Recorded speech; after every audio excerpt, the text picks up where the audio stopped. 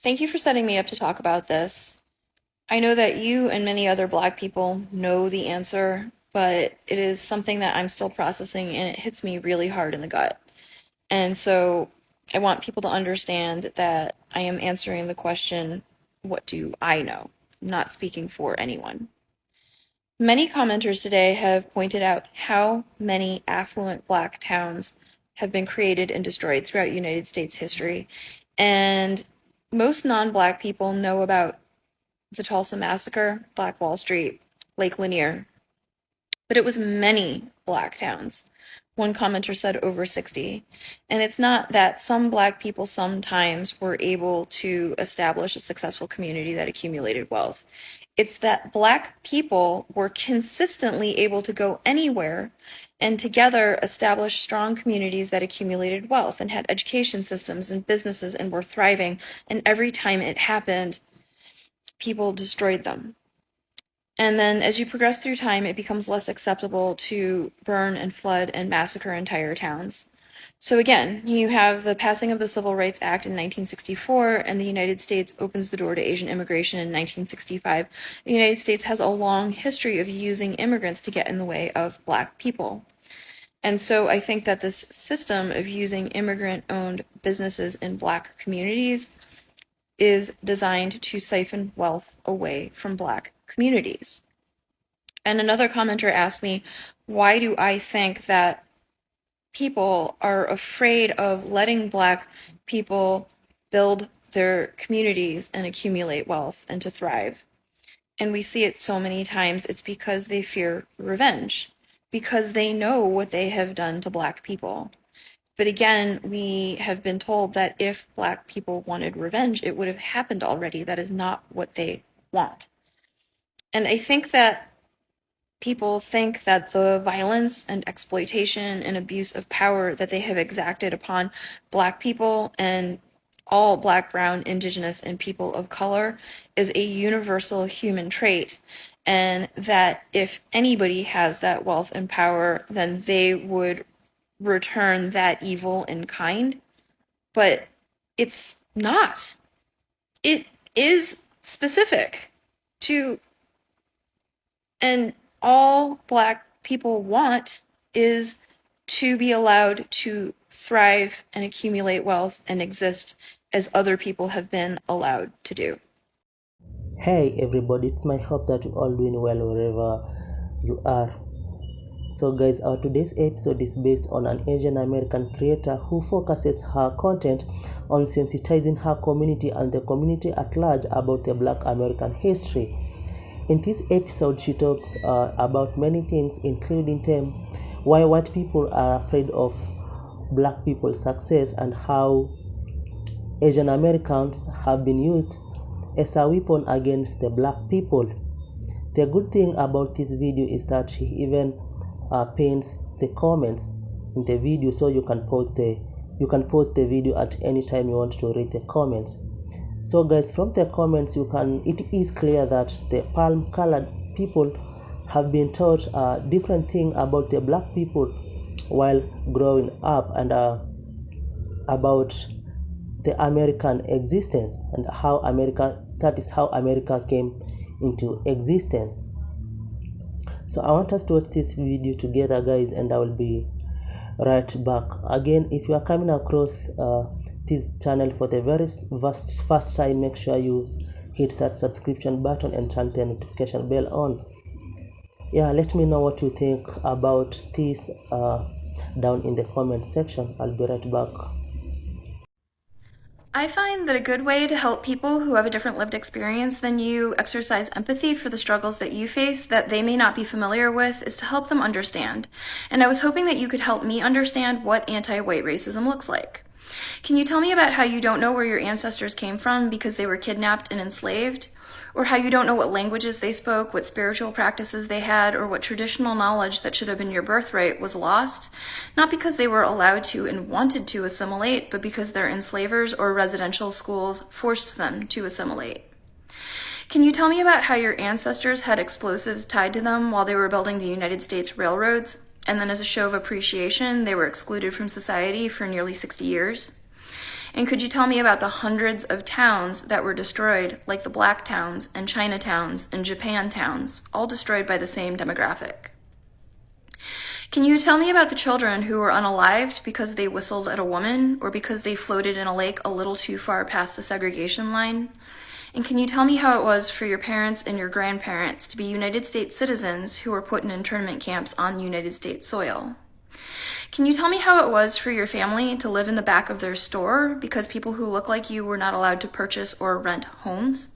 And could you tell me how it was for your parents and for you to shed blood, to be treated as human, as equal, and to be allowed to simply share the same space as other people? Can you tell me about the conversations that you have to have with your children about police interactions? And could you tell me about how your mother and your sisters and your daughters are concerned about having children because of lack of equitable access to healthcare, because doctors were told that people who look like you can't feel pain? Can you tell me how it feels to know that your ancestors lived here for thousands of years, but when you try to come here, you and your children are put in cages? And can you tell me how it felt when a few years ago, the president entertained having people who look like you expelled from the country again?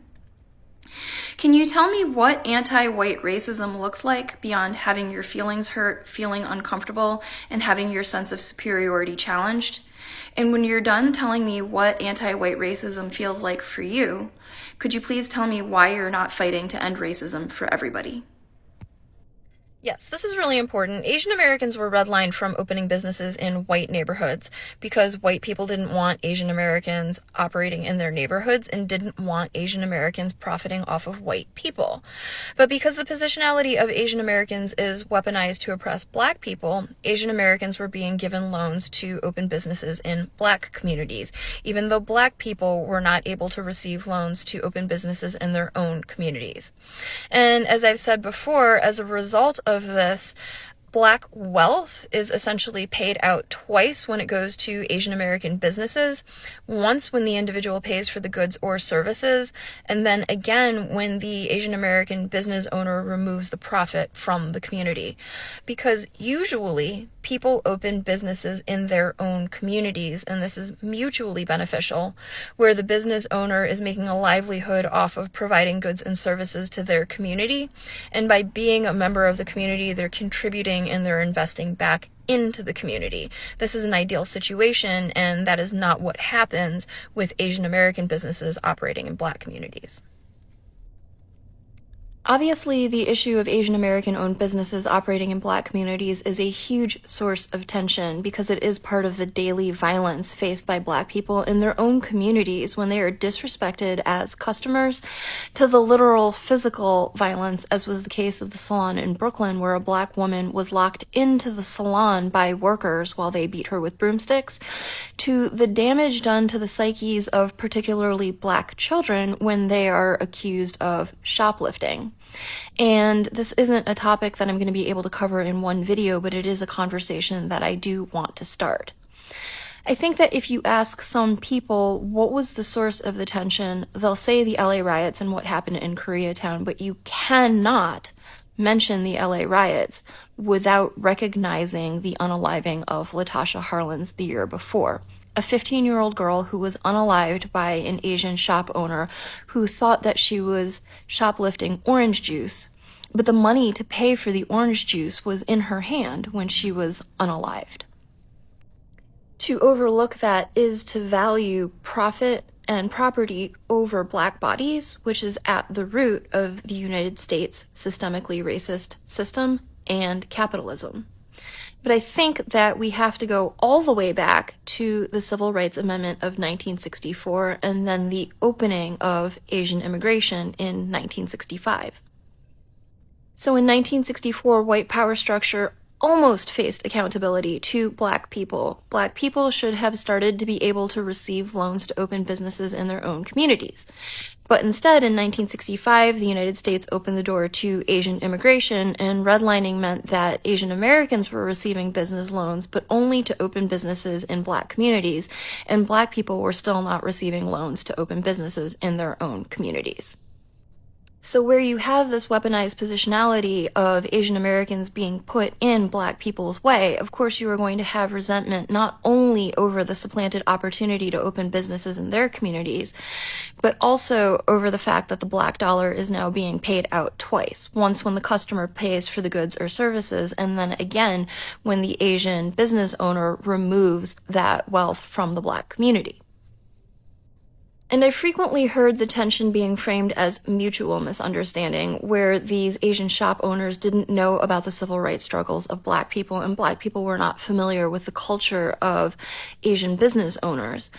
But I don't think that it can be framed as mutual misunderstanding where there is an uneven power dynamic. You have one demographic that is the business owners, and you have the other demographic that is having to pay. So where there is uneven power, I don't think that it's accurate to frame it as mutual misunderstanding. So, my ancestors were asked by white men to come to this country, which they had stolen and forced Black people to build, because they were hoping that my ancestors would be the new cheap and disposable labor to undercut the recently freed Black people that lazy white men didn't want to pay. And when my ancestors wouldn't do that, they were lynched and massacred, their towns were destroyed, they were blown up while building the railroads, and ultimately they were excluded from society in the country for nearly 60 years. Then when the United States asked us to come back in the 1960s because they wanted to put us in the way of Black people again, and the United States needed to rehabilitate its reputation with Asian countries that were gaining in economic and political power, we had civil rights because of Black people. You're obviously not aware of this, but blessed is not a word that the global majority thinks of in association with Europeans. Words like plague and colonizer, maybe, but not blessed. And the cell phone in my hand came from China. So I don't know if you're referencing Steve Jobs or Martin Cooper or the Finnish inventor who created the first pocket-sized telecommunication device in 1917, and you probably don't know either because your education system has left you terribly ignorant and without the critical thinking skills necessary to effectively gather information. Because you believe that most great inventions can be attributed to one white person, as opposed to recognizing that the patent system is how white people colonize intellectual property. We would not have cell phones if it wasn't for the creation of the gamma electrical cell by Black inventor Henry T. Sampson. And most of our cell phones would not have microphones in them if it wasn't for the particular microphone that was created by Black inventor James Edward West.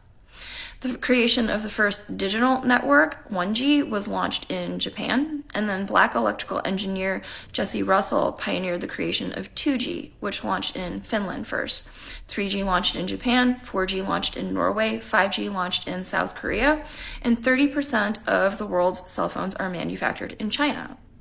Because we, of the global majority, recognize that collective humanity has the ingenuity and creativity of one another to thank, whereas a lot of European Americans are laboring under the delusion that the rest of us have white people to thank. And it's this narcissistic ignorance that causes people like you to do embarrassing things, like leaving comments about Europeans and cell phones on a video about systemic anti-Black racism in the United States. And while that could be written off as a comedic and senile non sequitur, we recognize it as a desperate attempt to center yourself in a conversation that has nothing to do with you.